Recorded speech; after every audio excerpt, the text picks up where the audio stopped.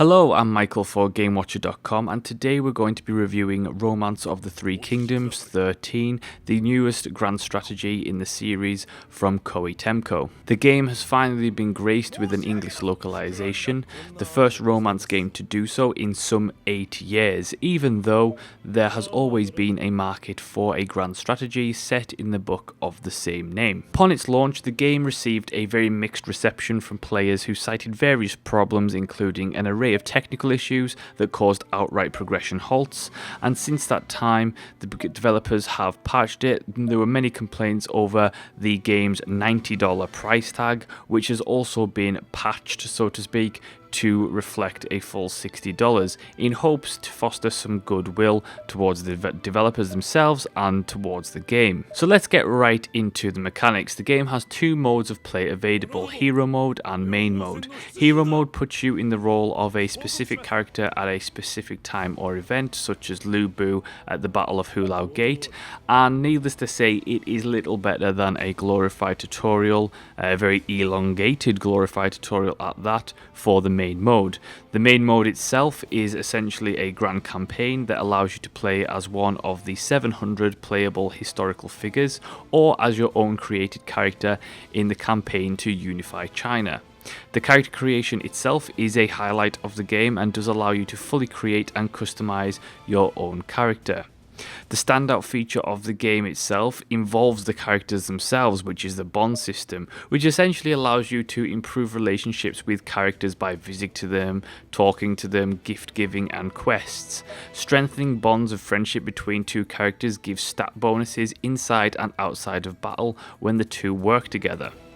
The game's variety in its various roles allows you to play, for example, as an officer of a court, so you can play Zhang Fei in service of Lu Bu, and you will be given that role of an officer. You will not be able to rule the land, you will simply be able to suggest things and then take orders and carry those out. You can also play as a ruler, or you can play whatever you essentially want to play if you want to create your own character.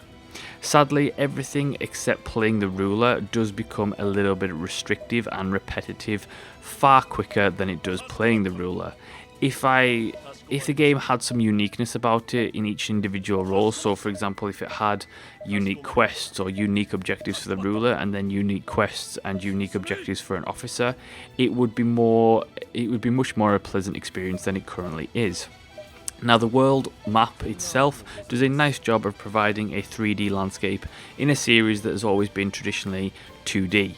Towns themselves are pretty tediously repetitive, each having the same buildings as the last, regardless of its size. So a town will have the exact same buildings in the exact same position as a city does, which is very, very boring and very, very repetitive.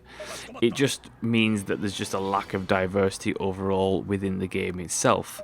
There are a number of crucial exclusions also to the overworld gameplay, such as troop transference between towns, among other things, and these odd design choices leave the overworld experience with a sense of shallowness that is pretty sad to find in a grand strategy game in 2016. The world map does do a nice job of keeping you engaged in terms of the amount of menus that you have available to you. The problem with this is that most gameplay elements of the world map are fairly shallow, so you can actually ignore the majority of menus in that experience and not actually have it affect you negatively in any way. Appointing officers is as little better as a mindless way to get objectives and assign positions, which positions are title only, and it's just one of those things that's just not really that developed or fleshed out. The game's AI is also a problem. It is very simple, it is very unintuitive, and it doesn't act like good AI acts. Like, you have Cao Cao, for example, who is supposed to be this really ruthless, ambitious man, and yet he will become friends with you with the drop of a hat, and he will never leave you, and it doesn't make sense. Each of the characters should have been given personality and personality traits to play along to in an algorithm to make them feel more alive, and that isn't the case. It completely breaks character for most of the part, and the AI is just ridiculously stupid, and it also leads to things that just don't feel right within the flow and context of the game, and it just makes the whole thing fairly disappointing. The worst part of the game, however, comes in the form of the combat themselves. The battles are the game's weakest part by far. They struggle to offer any real sense of strategy, and it's a simple game of who has the more troops.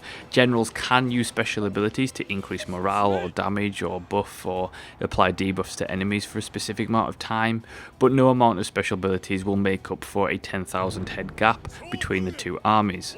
In a game where the overworld gameplay lacks a certain depth to it, it feels necessary for developers to ensure that the combat system does have a lot of depth. And a battle system akin to that of Total War would have been perfect for this setting, and yet we have little better than essentially a clicker or an iOS game, and it's just not that fun.